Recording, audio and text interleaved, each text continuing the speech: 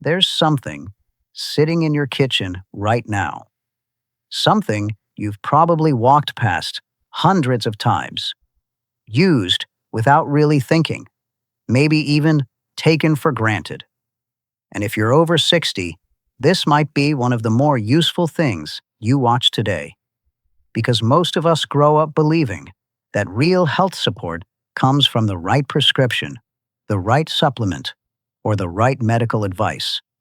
And that belief isn't wrong. But here's what's easy to overlook. Some of the most studied natural compounds in modern research aren't found in a pharmacy. They're found in a spice rack, a garden, or a cup of tea you've been making for years. These aren't folk myths passed down without evidence. These are plants that have been examined in laboratories, reviewed in clinical studies, and found to have real, measurable interactions with the human body. The kind of interactions that may quietly support the way you sleep, the way your immune system responds, the way your body handles inflammation, day after day. Not dramatically, not instantly, but consistently, working in the background of daily life, in ways most people never fully understand. Today, we're looking at 10 of these plants. One of them has been studied for its potential to support relaxation and improve sleep quality, something millions of older adults quietly struggle with. Another has been researched specifically for how the body responds during cold and flu season, and whether it may help shorten the time you feel unwell.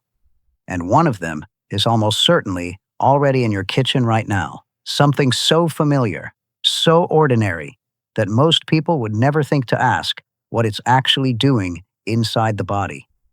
By the end of this, you won't look at these plants the same way. Not because they're miraculous, but because understanding how they work and how to use them thoughtfully is the kind of quiet knowledge that adds up over time. Let's start with number one. Number one, lavender. That soft, familiar purple flower most of us associate with a candle on the nightstand or a sachet tucked into a drawer. It's everywhere. In essential oils, herbal teas, bath products, pillow sprays. And because it's so common, so easy to find, so gentle in the way it presents itself, most people never stop to ask what it's actually doing. They assume it's simply pleasant, a nice scent, a small comfort before sleep, nothing more. But that assumption undersells it. Because lavender has been used for centuries, not just as a fragrance, but as a plant with a specific purpose. The Romans used it in baths to calm the body and mind. Across Europe and the Middle East, it was a familiar remedy for restlessness, tension, and sleeplessness. And what modern research has been looking at is whether there's a biological reason for that long history of use. It turns out there may be. Lavender contains two key compounds, linalool and linalyl acetate. These aren't just responsible for the scent. Research suggests they may interact with the nervous system in ways that encourage a shift toward calm. Specifically, they may influence certain receptors in the brain, associated with reducing overactivity, helping the body ease out of a state of alertness and move more naturally toward rest. Some meta-analyses, studies that combine and review multiple research findings, suggest that lavender may support improvements in sleep quality. Other reviews indicate it may help reduce levels of anxiety in certain contexts, particularly in people who experience mild, everyday tension. The language researchers use is careful, may support, suggests, associated with, and that's the right way to frame it, because lavender isn't a sedative. It doesn't force the body into sleep. What it may do is create conditions that make rest a little easier to reach. And in practice, this can be quite simple. Diffusing a small amount of lavender essential oil before bed. Placing a dried sachet near your pillow. Brewing a cup of lavender herbal tea in the evening. Or using a lavender-infused lotion as part of a gentle nighttime routine. None of these are complicated, and that's partly why they're so easy to overlook. Of course, effects can vary from person to person. What feels noticeably calming for one individual may be subtler for another. And lavender, like any herbal remedy, is not a replacement for medical care when that's what the situation genuinely calls for. But as a gentle, consistent support for the kind of quiet restlessness that can make evenings harder than they need to be, it's worth understanding more than most people do. Lavender may offer more than just a pleasant scent. Its compounds have been studied for their potential to support relaxation and sleep quality in a natural, gentle way through something as subtle as scent and calm. The next herb works in a completely different direction because number 2 has a history that goes back to ancient Greece, where it was associated not with sleep, but with memory. And what modern neuroscience has been exploring is whether that ancient connection might actually have a biological basis. Let's take a look at rosemary. Number 2, rosemary. You've probably used it in cooking without giving it much thought.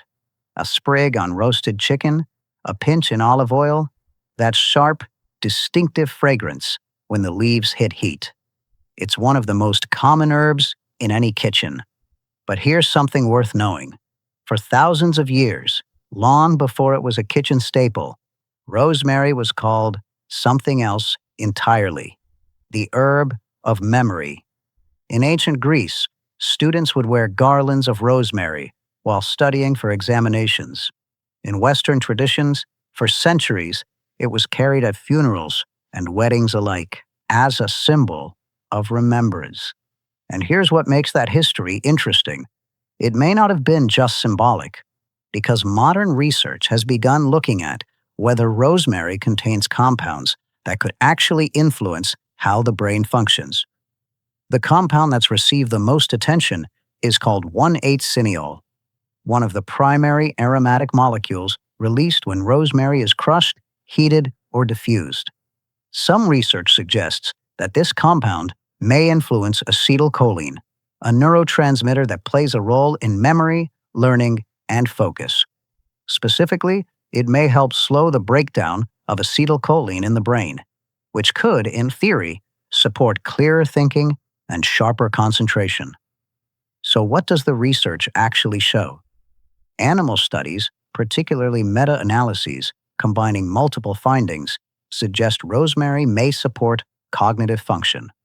And in a small human study, rosemary extract was associated with potential improvements in mood, alertness, and the ability to concentrate. The key words here are small study and may support. These are promising signals, not confirmed conclusions. But think about what this might mean in everyday terms. That moment in the morning when your mind feels slow to start, or the afternoon when focus becomes harder to hold. The idea that something as simple as rosemary, already sitting in your kitchen, might play a small supporting role in mental clarity is worth understanding. Most people who cook with rosemary every week have no idea it's been studied in this context at all. They season their food, enjoy the aroma, and move on, unaware that the herb they're using has a research history connected to the very thing ancient cultures intuitively associated it with.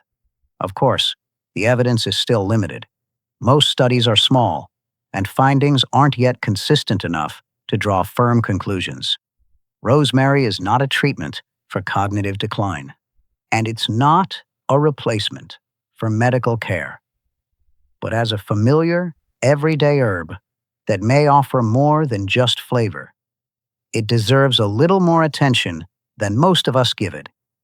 Rosemary has been called the herb of memory for thousands of years, and modern research suggests that connection may have more biological basis than we once thought.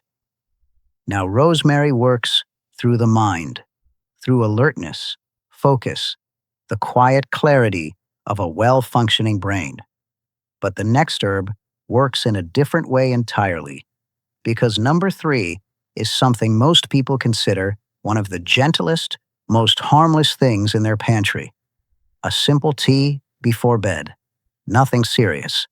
And yet research suggests it may have real effects on how the brain handles anxiety and rest in ways that go much deeper than people expect.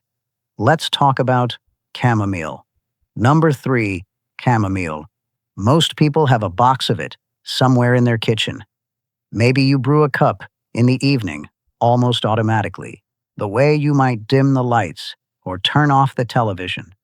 It's that kind of tea.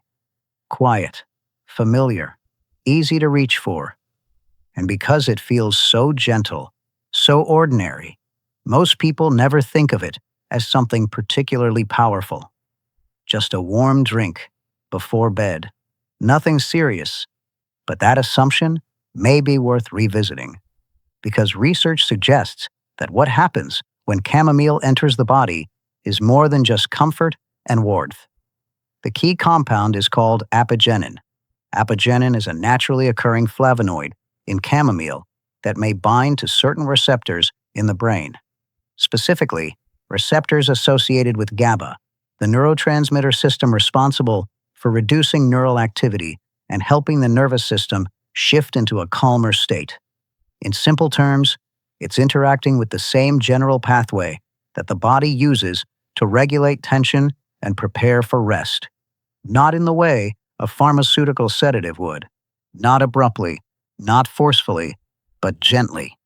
In a way that may gradually support the nervous system's natural movement toward calm.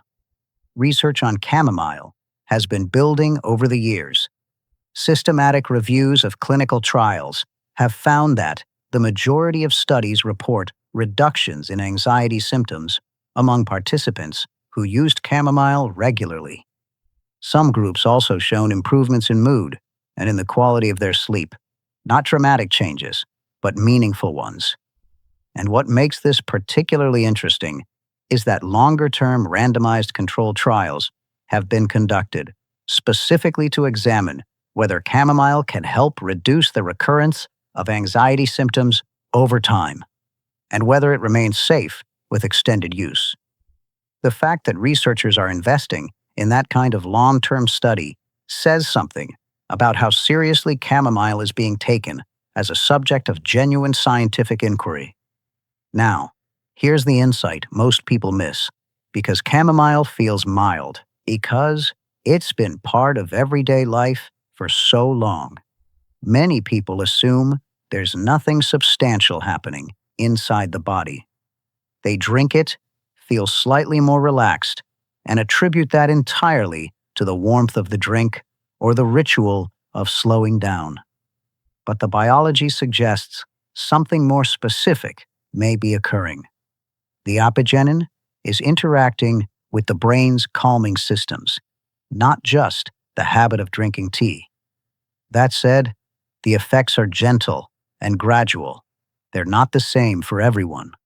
Some individuals may be sensitive to chamomile, and like any herbal remedy, it can potentially interact with certain medications. It's not a treatment for anxiety or insomnia, and it's not a substitute for professional care when that's what the situation calls for. But as a daily, accessible support for the kind of low-level tension and restlessness that many people carry quietly into the evening, chamomile deserves more credit than most people give it. Chamomile may seem like just a simple tea, but research suggests it can interact with the brain's calming systems in ways that may support reduced anxiety and better sleep. And if chamomile works by calming the nervous system from within, the next herb takes a completely different approach. Because number 4 isn't about relaxing the brain, it's about something far more familiar in daily life. You've seen it in toothpaste, in gum, in tea, and maybe even in the occasional candy. But peppermint is one of those herbs that quietly connects to multiple systems in the body: digestion, head comfort, even the way we experience breathing. And most people who use it every day have no idea how it actually works. Let's find out. Number 4, peppermint. A scent most people instantly recognize, from gum, toothpaste, tea, or even a simple candy after a meal. And because it feels so familiar, it's easy to assume it's just about freshness. Nothing more. That assumption actually makes sense. But this is where it becomes more interesting. Because peppermint is one of those rare herbs that connects to multiple systems in the body, from digestion to head comfort to the way we experience breathing. Let's start with digestion. Peppermint, especially in oil form, has been studied in clinical trials for its potential to support digestive comfort. Meta-analyses on human subjects suggest it may help reduce abdominal discomfort and ease spasms in the gut. This is believed to happen because compounds in peppermint can help relax smooth muscle in the digestive system, reducing the kind of tension and cramping that makes digestion feel uncomfortable. Then, there's the cooling effect. Peppermint contains menthol, a compound that activates cold-sensitive receptors in the body, specifically a receptor called TRPM8.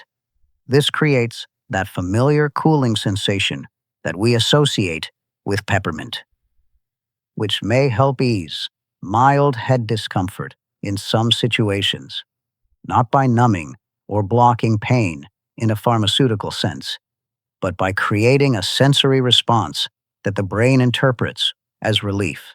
And when it comes to breathing, peppermint can make you feel like your airways are clearer. But here's an important detail. Many people don't realize this effect is mostly sensory.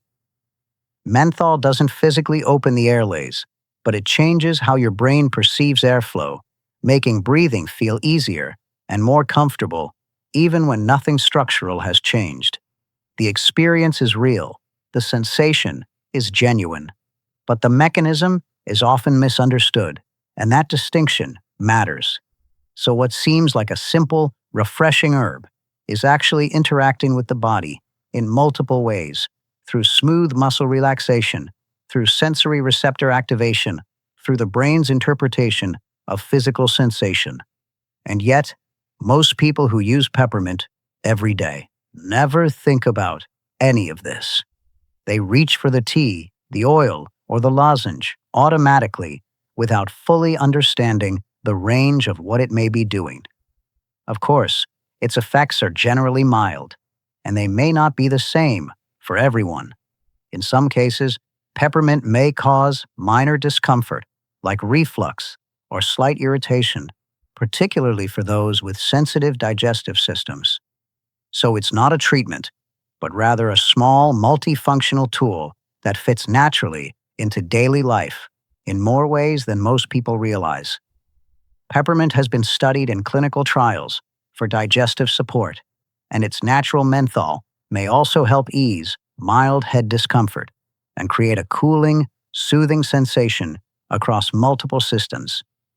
And if peppermint works across digestion, sensation, and breathing, the next herb focuses on something more specific and more seasonally familiar, because number 5 is the one many people instinctively reach for, the moment they feel a cold coming on. It's been used for centuries during flu season, and in recent decades, researchers have been asking a very direct question.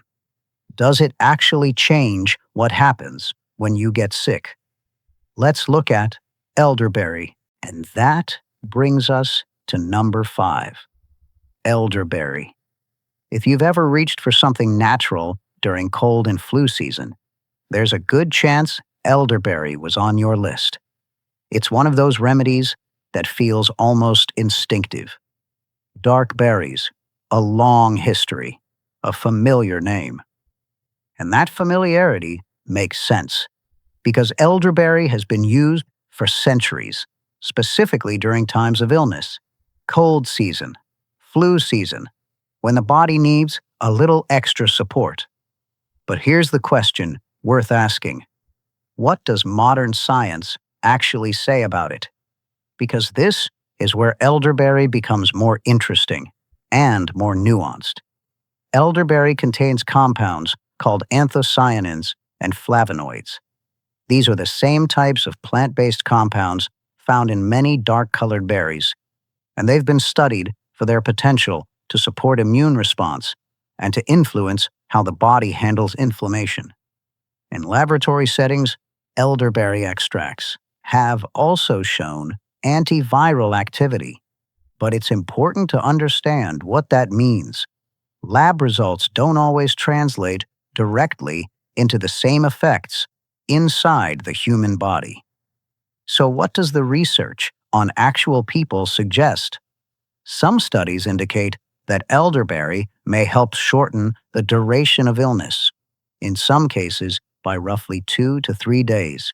Others suggest it may reduce the severity of symptoms, things like congestion, headaches, cough, and fever, not eliminating them, but making the experience somewhat more manageable.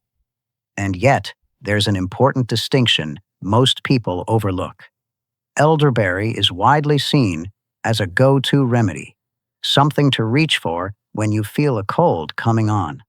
But the evidence suggests it's more helpful after symptoms have already begun, rather than as a way to prevent illness in the first place. And even then, the findings aren't always consistent.